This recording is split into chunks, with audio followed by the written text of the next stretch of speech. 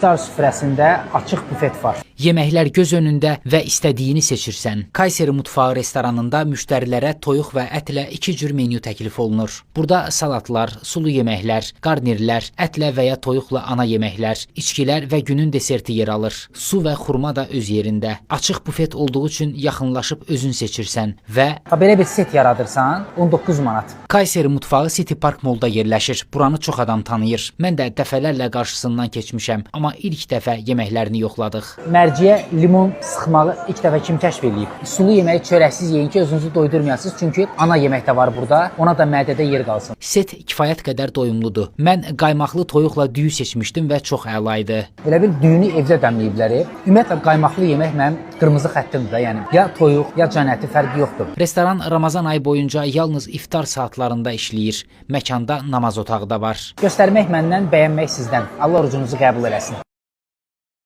Dostlar, kanalıma abunə olmağı və bol-bol şərhlər yazmağı unutmayın. İzlədiyinizə görə təşəkkürlər.